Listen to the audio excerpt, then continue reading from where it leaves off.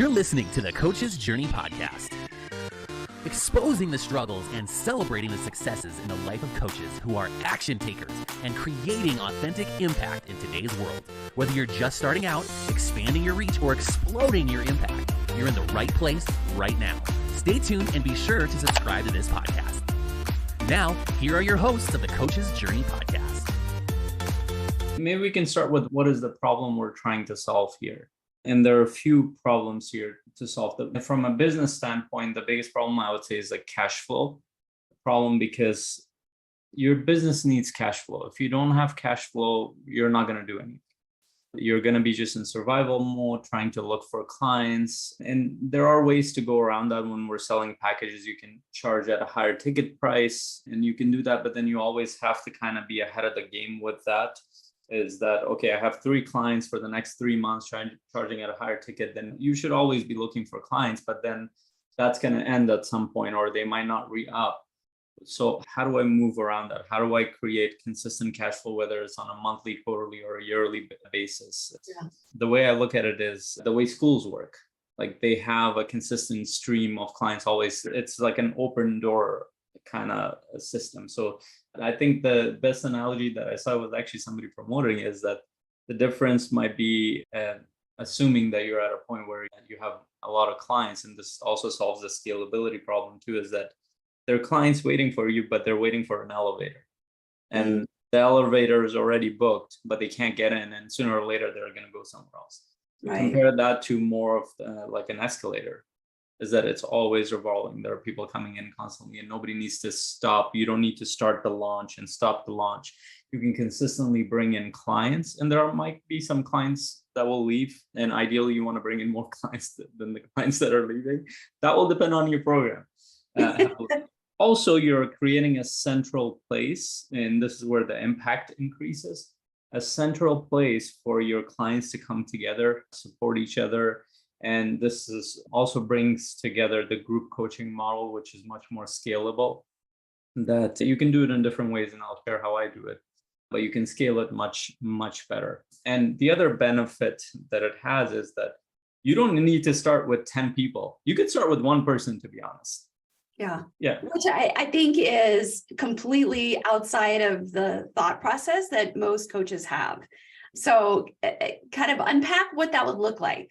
And how would one market it if it's only one?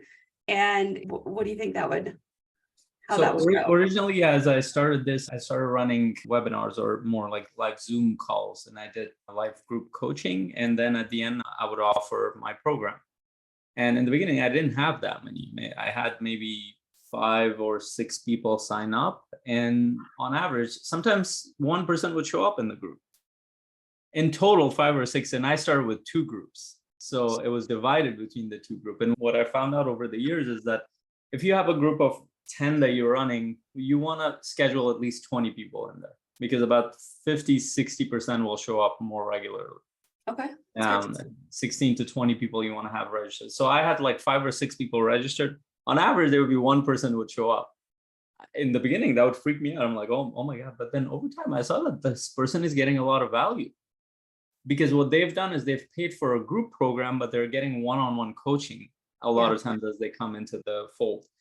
And that's okay. We might freak out, I'm promoting this as a group.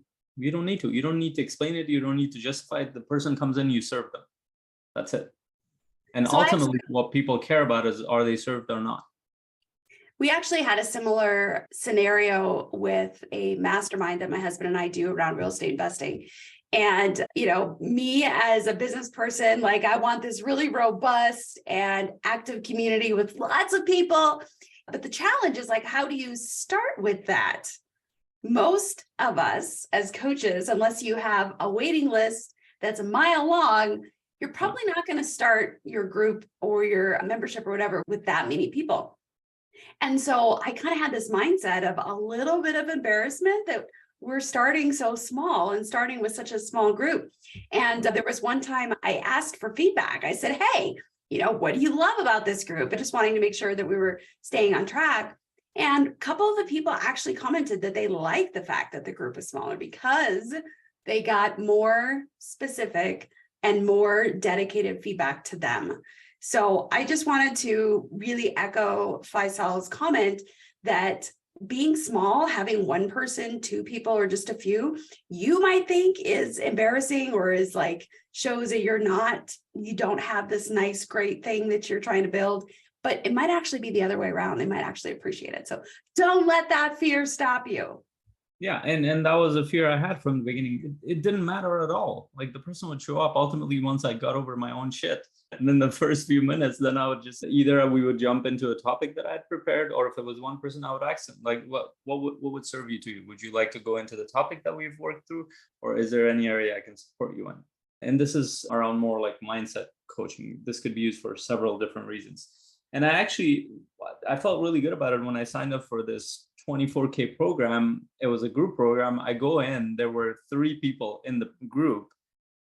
And my first reaction, I was glad that there were 3 because I wanted my questions answered.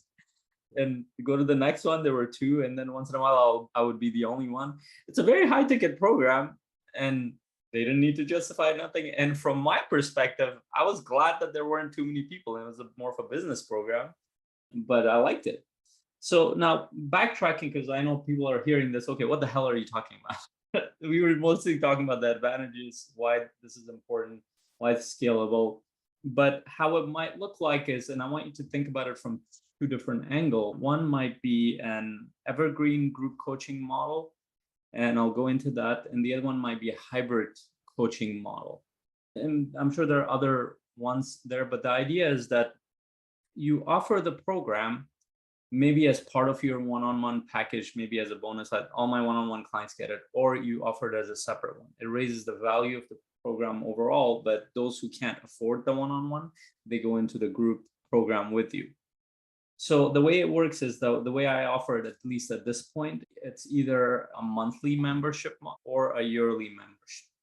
And the yearly one, I give a good discount around close to 16%. So about 30-40% sign up for yearly anyway, and which creates a good cash flow. Now, I've seen other models like that. What you can also do is, and I haven't done this myself, but my business coach does this, is that he takes about 50% upfront and the rest goes into the membership. So you have more of the deposit paid. I like that model. It's just I need to do some restructuring around it. But the idea is that once you get somebody's credit card or payment system, they're part of it. You're not asking to re-up or anything. As long as they're getting value in the program, they're part of it. They decide whether or not they want to be part of the program.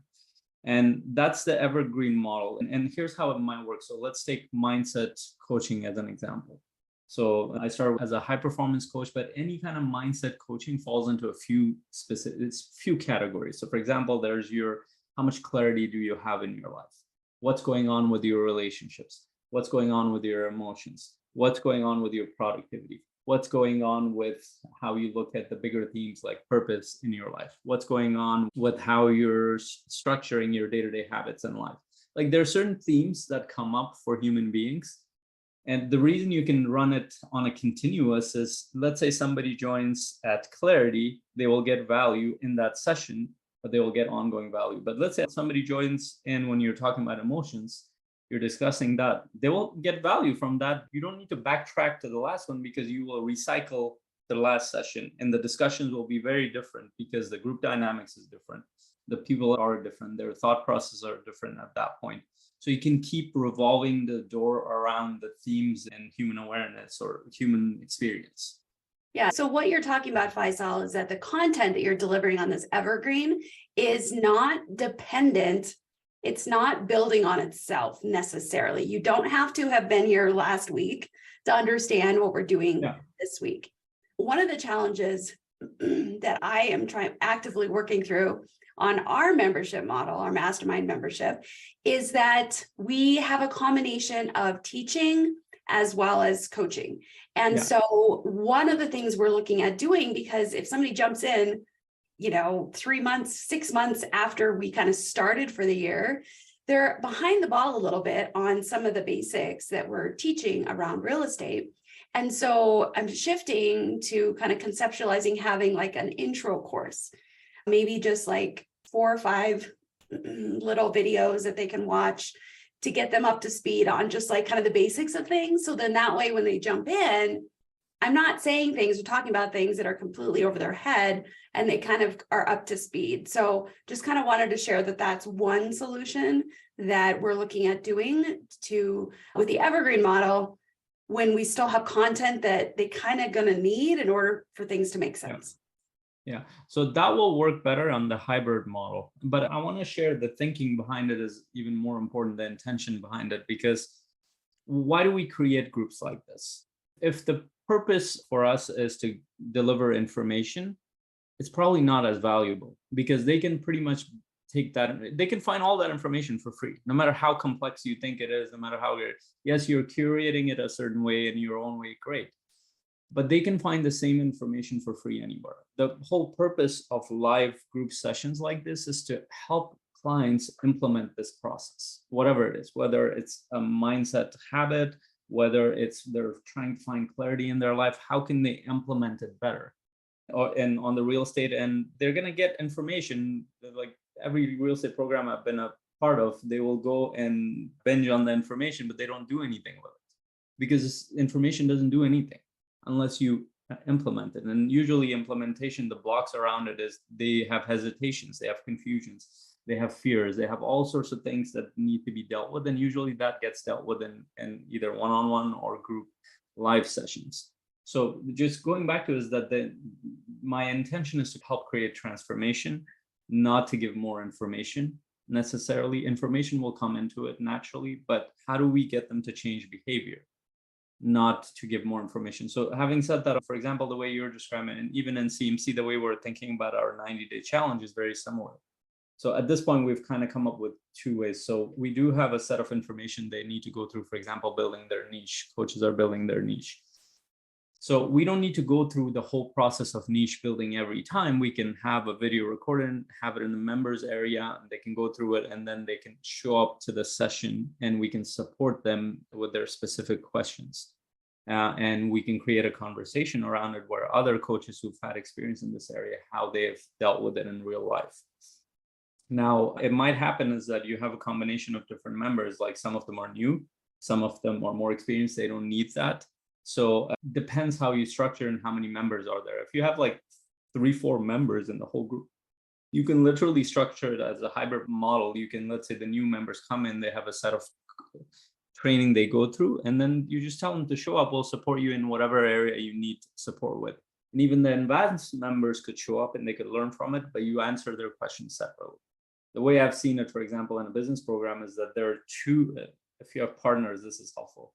There are 2 coaches in there. One of them goes into a breakout and answers the other question, and the other one stays and answers the question and helps generate a discussion around in the other room. Like there's so many other creative ways of doing things. Another way we've thought about it, for example, in CMC is that if we have new members coming in, they go through the one video every week and they come in, we support them in that area. But we might also have advanced members where we deal with a specific topic, but not at a basic foundational level. That would be another session where they can join us and discuss this thing.